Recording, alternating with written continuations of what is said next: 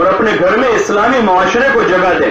ابھی ہمارا بڑا طبقہ مسلمانوں کا نماز روزہ کا بڑا پابند ہے، لیکن گھر میں اسلامی معاشرہ نہیں ہے. بچیوں کا لباس ایسا ہے جو حضور علیہ الصلوۃ والسلام کا پسندیدہ لباس نہیں.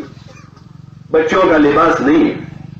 وہ تو نواز آدمی شوق میں محبت میں وہی پہنا رہا. ریڈی میڈ والے تو پتہ نہیں کیا کیا لائیں گے مستقبل میں.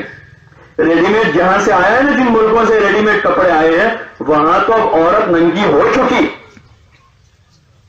وہ تو اس پر آ چکے، کیا کہتے ہیں وہ، ٹیٹو بنانے پر آ گئے ہوتے کہ جسم میں لباس کی ضرورت نہیں ہے، جو پسند کا وہ ٹیٹو بنا لو پورے جسم پر اور پھر اس کے ساتھ.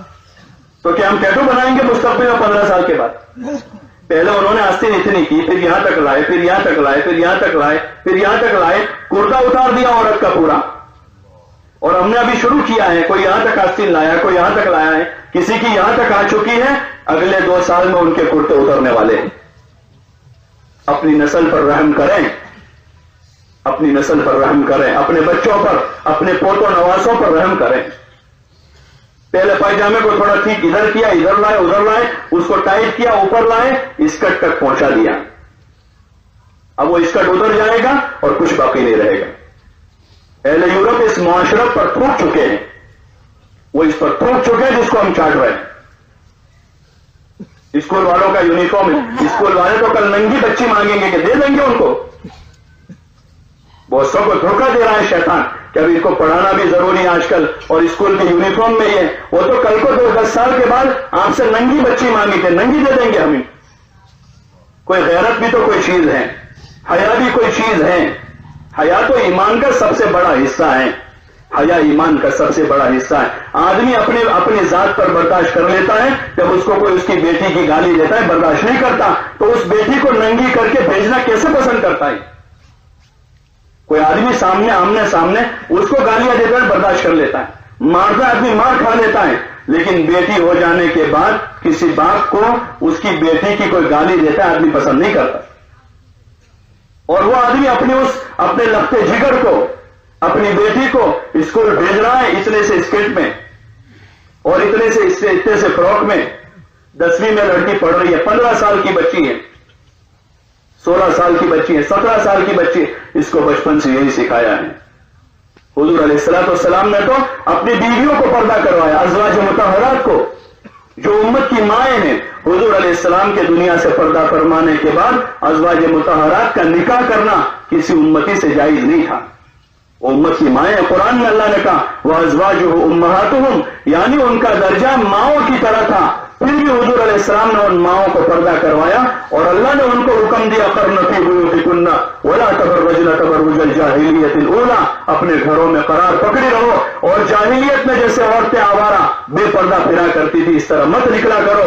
اقِمْنَ الصَّلَاةَ وَآتِينَ الزَّكَاةَ وَأَطِيعْنَ اللَّهَ وَرَسُولَهُ، اور اپنے گھر میں رہ کر نماز پڑھتی رہو اور زکات ادا کرتی رہو اور اللہ رسول کی اطاعت کرتی رہو. اللہ تعالیٰ تم کو گھر میں رکھ کر قید کرنا نہیں چاہتا ہے، بلکہ اللہ تعالیٰ تمہیں خوب پاک رکھنا چاہتا ہے، خوب پاک رکھنا چاہتا ہے.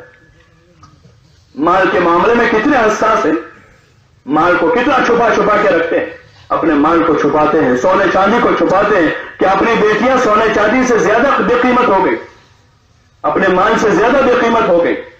ایک دھوکہ ہے یہ.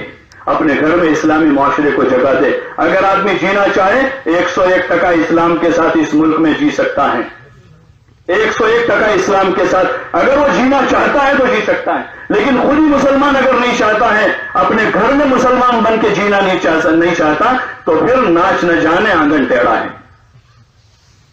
تو ہی نہ چاہے تو بہانے ہزار ہیں. ایجوکیشن بہانہ بن جائے گا اور مارکیٹ کی خریدی بہانہ بن جائے گی اور ایران توران سارے بہانے ہو جائیں گے. اس کی کوشش کریں، اپنے گھر میں فضائل کے حلقے قائم کر کے اپنے بچیوں میں حیا پیدا کریں. ان کا بنیادی پراتھمک اور بنیادی ایجوکیشن حیا ہے. عورت اگر حیا میں ہے، ہائی کوالیفائڈ ہے، اور اگر وہ ڈاکٹر، انجینئر، وکیل، سی اے کچھ بھی ہے، اگر اس میں حیا نہیں ہے، سب سے بڑی ان پڑھ عورت ہے دنیا کی. اس سے بڑی ان پڑھ کوئی نہیں ہو سکتی. جس کو اپنی عزت کا ہی پتہ نہیں ہے، جس کو پتا نہیں ہے کہ میں گھر سے نکل رہی ہوں، چاہے کسی عہدے ڈگری کے ساتھ ہوں، مجھے گھور کر دیکھنے والے ہزاروں ہیں جو غلط نظر سے مجھے دیکھ رہے ہیں. وہ اپنے اس بنیادی علم سے جاہل ہے، وہ کیسے پڑھی لکھی کیسے گئی جا سکتی ہے؟ اس کو یہی پتا نہیں کہ میرا دوست کون، میرا دشمن کون ہے، اس کو پتا ہی نہیں ہے۔ حیا اس کا بنیادی علم ہے۔